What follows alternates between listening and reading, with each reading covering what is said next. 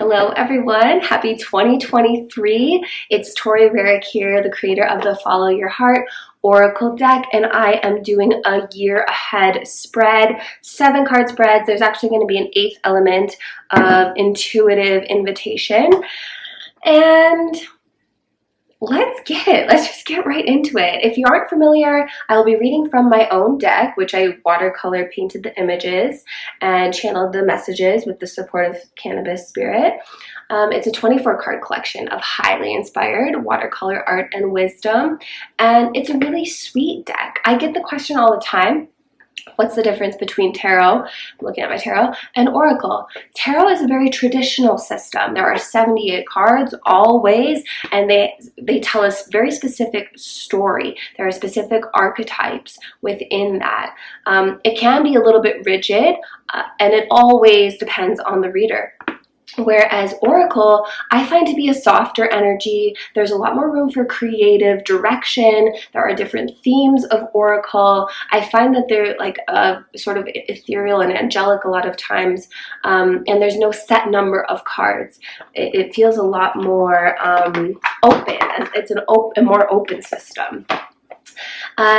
So that's the difference, and this is the one I created, and that's what I'll be reading from today. If you've ever had a reading with me in person, you've probably had a 3-card spread. That's what I will traditionally do at my pop-ups, but I will also do extended readings. Like I have readings coming up in January at Confia Collective, and we're 2023 going into what's called a 7-year in the tarot. So I'm kind of switching between systems here to give you this basis, but let's add it up for numerology. 2 plus 0 plus 2 plus 3 is 7. So in the tarot, it's a 7-year, and the 7th card is the Chariot. And we have this imagery of like a horse-drawn carriage and this movement forward. We have this like sense of momentum and this energy. And so today's spread is about that momentum of 2023. Where is this energy backing us up, and in what areas of our life? So we can really utilize that to our advantage for moving our own energy and manifesting and living life. We're also in a waxing moon phase, so we're getting closer to the full moon.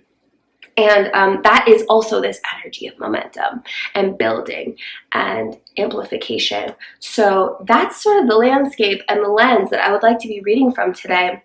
And I'm going to be doing a 7-card spread because it's fun to do that. We're going into this year of 7. 7 is this number of discernment and wisdom, knowledge. It's heavenly, it's divine.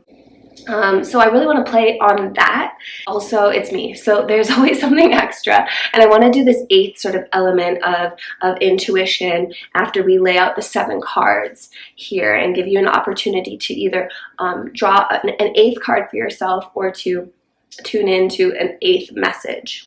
Let's open up the deck. Let's connect with our selenite wand, which comes with every deck as well. Let's tune in for the message of 2023. I've connected with my guides this morning. Have you? So the first card that I'm going to pull, I'm going to start with the East. East is the direction of new beginnings, or at least that's how it was taught to me. So I'm facing East now. I'm open to this new path of living, this new opportunity. And then I always like to travel to the South, our soul transformation, this energy of fire. Ooh, okay. And then we'll move to the West, the area of release.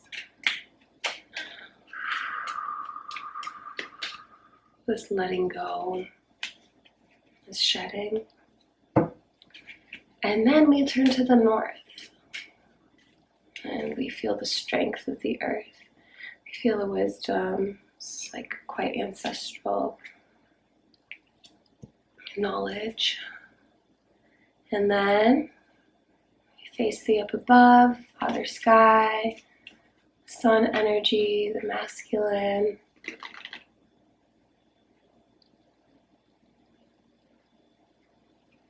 And then I'm going to feel into the feminine.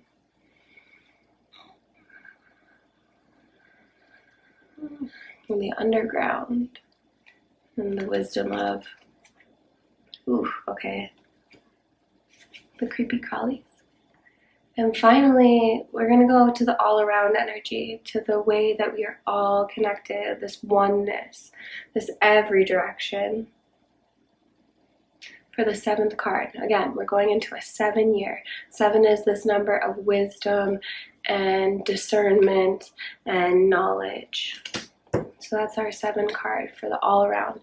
And let's talk about it towards the end, but there'll be an opportunity for either an eighth card or an 8th reflection.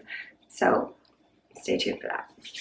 All right, what do we get? Let's take a look. Our first card, the East, the entrance for new beginnings, is shedding skin. Shedding skin comes up first. This is so quintessential new beginning, death, rebirth portal.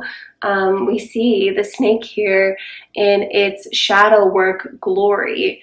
And each of our cards corresponds to either one of the 7 chakras or shadow work. And this one happens to correspond to shadow work, which we're in the season of winter. We're in the seedling time. And so we see this rebirth, this renewal. This card talks about orgasmic rebirth.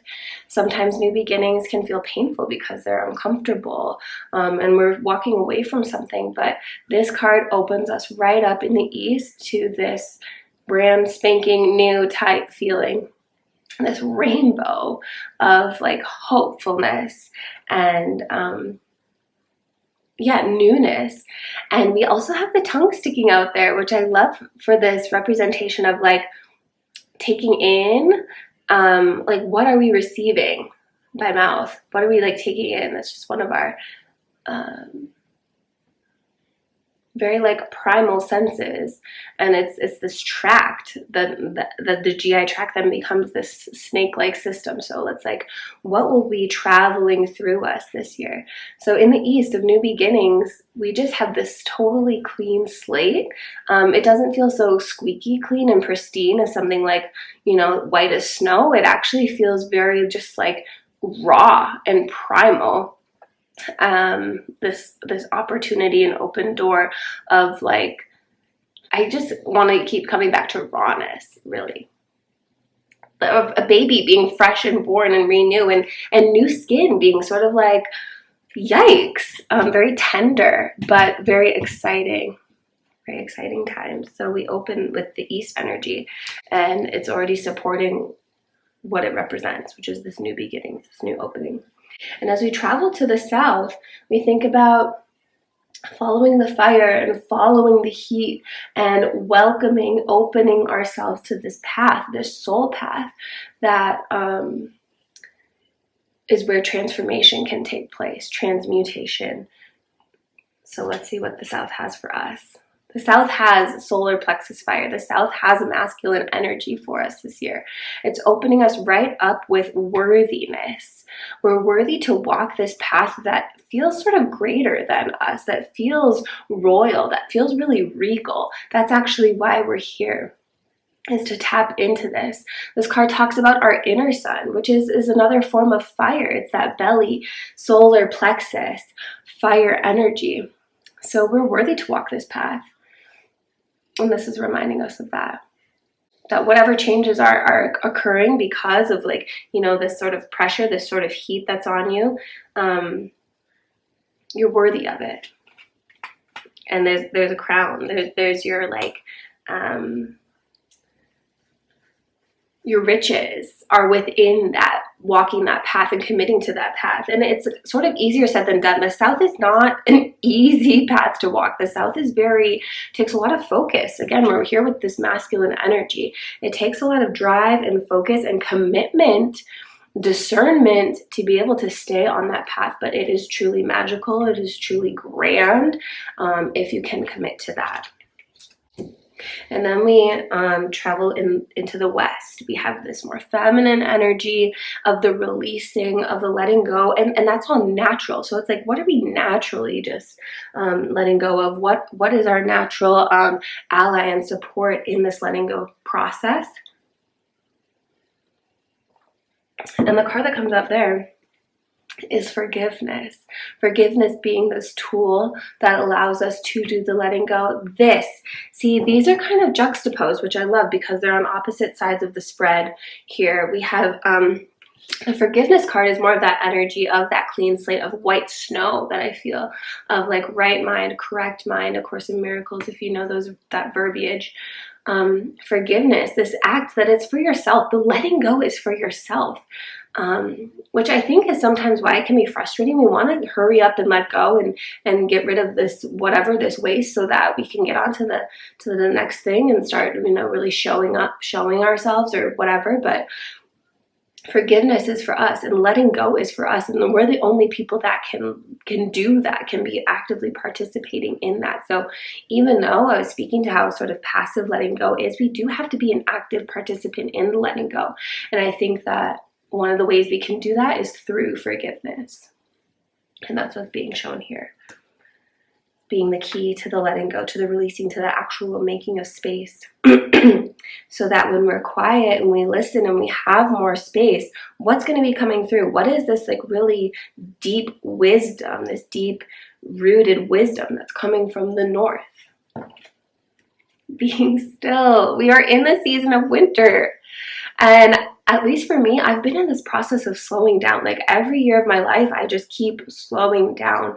And this year is no different, where it's like, how can we keep being successful? How can we keep being who we want to be, but in these new ways that feel soft and still? I've been seeing a lot of conversations and having a lot of conversations with others, specifically women, about living the soft life, about being able to lean back and receive and just, operate in this like tenderness. And that's what the North is sharing with us. Like that is the most ancient wisdom right now, is that be still, rest, see, vision, do your work from this place of like calmness, of restfulness. This is all about the reset, and there's a lot of wisdom in that, because from a personal experience, the more mature I get, the more birthdays that I have, I'm like, I actually want to be scurrying less. Whereas when it was early 20s and it was like, how fast can I move? How much can I get done? I still want to be accomplished, and that's still possible through stillness. And so it's like, try that on. It's kind of like, just trust me on this one. That advice, that pill that's hard to swallow, that we keep hearing from our wise ones, but we just haven't like integrated yet. We just haven't quite like known it for ourselves. The North is asking us to be still. It's inviting us to be still and find our knowledge there. So,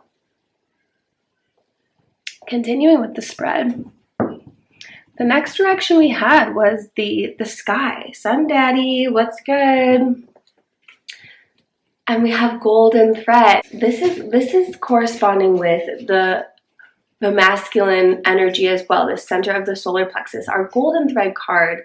So this is our second solar plexus of the spread here, and both kind of are about this fiery energy. Both are pointing us to the south and to the sky. Golden thread is all about your personal power. What story are you weaving? What mind conversations are you having? And this is a spiritual conversation to have, because we are again pointing to the sky with this card. So it's like, how can you reconcile the story that's happening here on earth and the story that's happening in the sky, and begin or continue to braid your personal power into everything that you do? Really feel this like Midas touch. Everything you touch turns to gold. You're weaving the story of your life. So the sky and the spirits are asking us to pull on this string once in a while and feel that deep connection that we have. Feel that golden connection that we have to the sky. Ask for alignment. There's a visualization practice that comes with this card where there's an alignment of all the chakras being, straightened out and kind of like tied together with that golden thread, and how when it reaches to the top of the crown, you can kind of give yourself a shake like a rag doll, or like a puppet, giving off that trust in that string to the heavens, but doing your part to be in alignment and asking for that. So that's the invitation from the sky. And in the down below, in the earth, in the underground, in the deep, in the depth, in the womb of the mother, we come to a sacral card, a sacral energy card, which is patience. We see the number 5 here. We see these orange orbs that are sort of like pulsating inwards. Again, this return to the earth. And I love how it's just like paired with this more feminine energy. The north as well, the north and the west. You'll see the spread. It's just like, how do we draw inwards?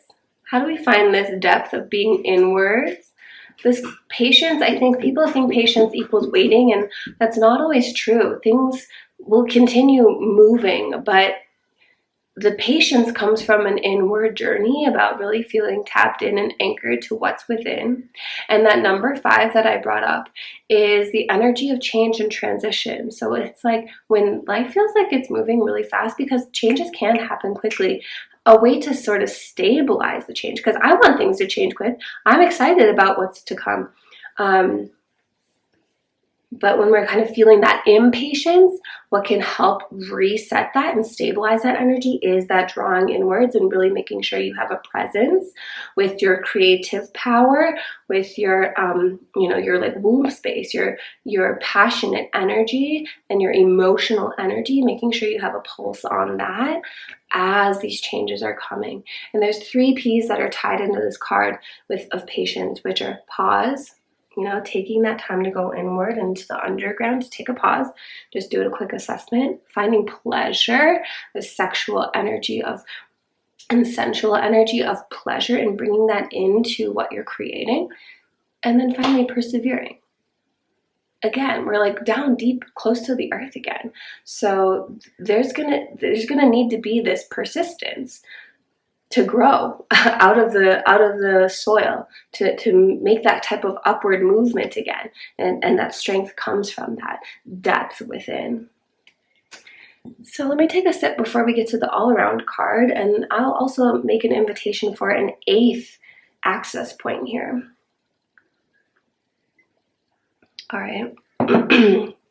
Our all-around card, I like sort of overall in the ways that we will relate and connect and be with symbolism this year, be with spirit. Thy will be done. This is the 3rd and final solar plexus card, which honestly it's clicking, because that energy, I'm going back to that 7 year, I'm going back to that momentum.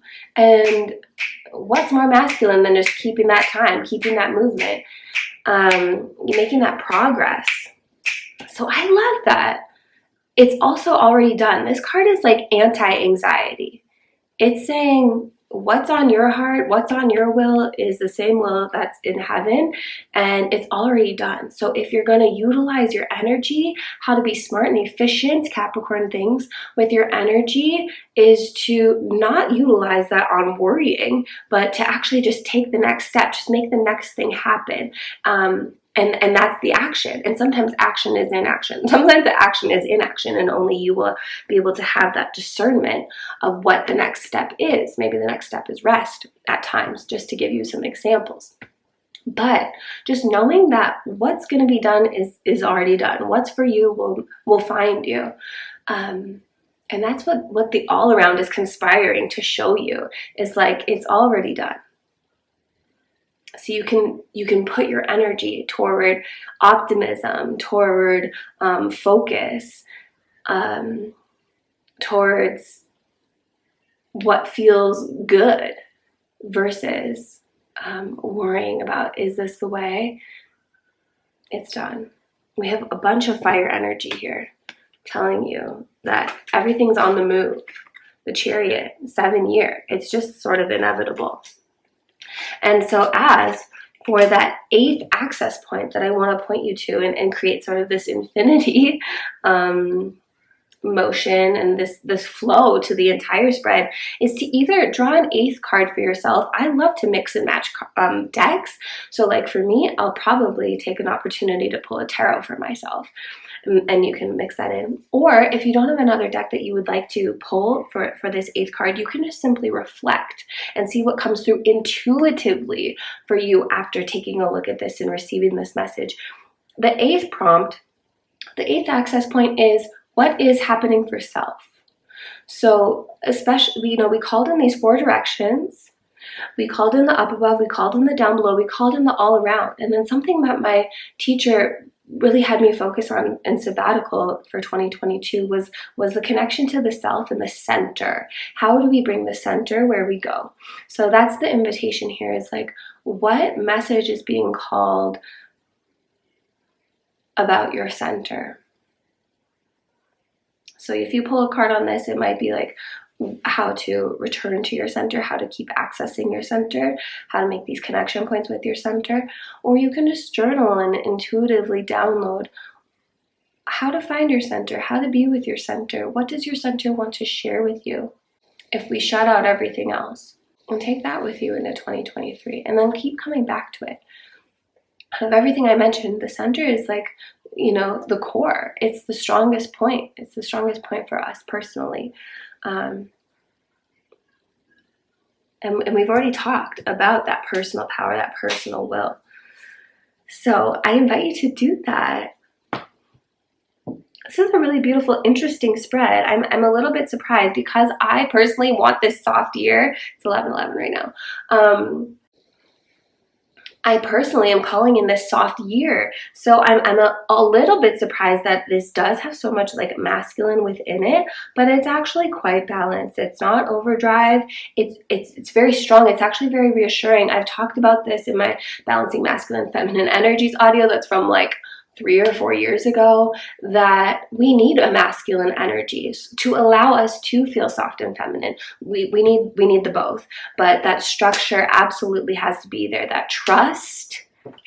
These 2 cards really represent trust in those structures and in that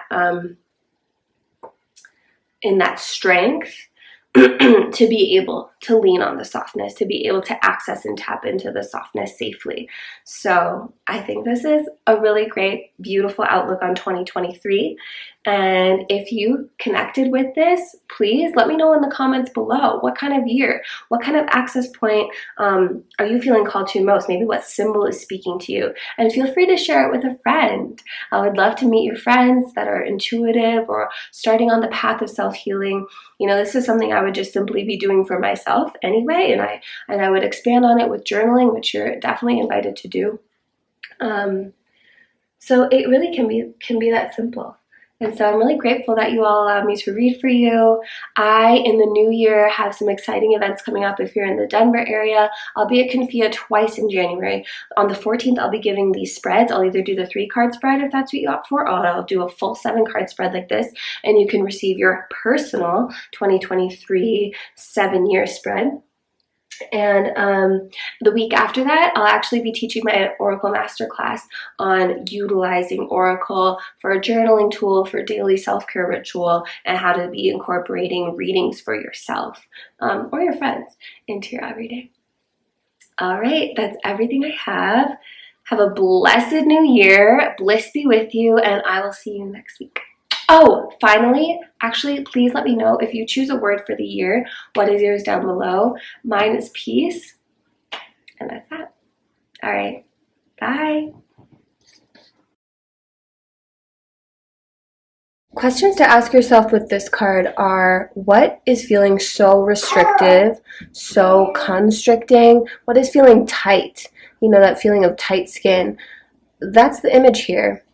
What are you outgrowing? And if you can answer those questions, you can look to where you're being invited toward new beginnings, to opening, to releasing what wasn't fitting, so that you can step into this new, beautiful, sparkly, rainbow-filled outfit. Do you feel the warmth and the heat of your personal sun? Can you feel that passion, that fire within yourself? What types of things bring that out in you? Where do you feel worthy? Where do you feel like you can really shine your light? Where do you feel regal and royal? How does that show up in your life? Follow that path. The question of the West is, what needs to be forgiven? Where can you forgive? Is it another person? Is it yourself? Is it an idea, a perception? Is it a concept? Is it a behavior?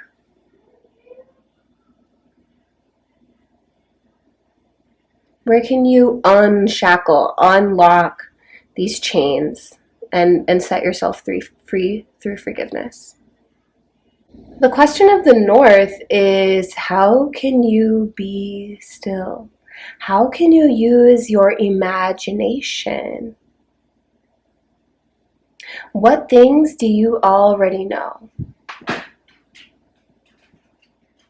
You'll access that through the practice of being still, through seeing with that mind's eye and taking the time to nourish that part of yourself that's restful, that's ancient, that maybe has been lying dormant.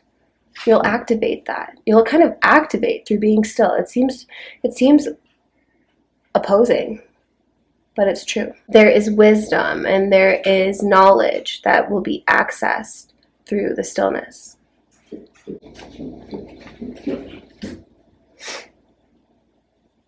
The question here is, what story are you weaving?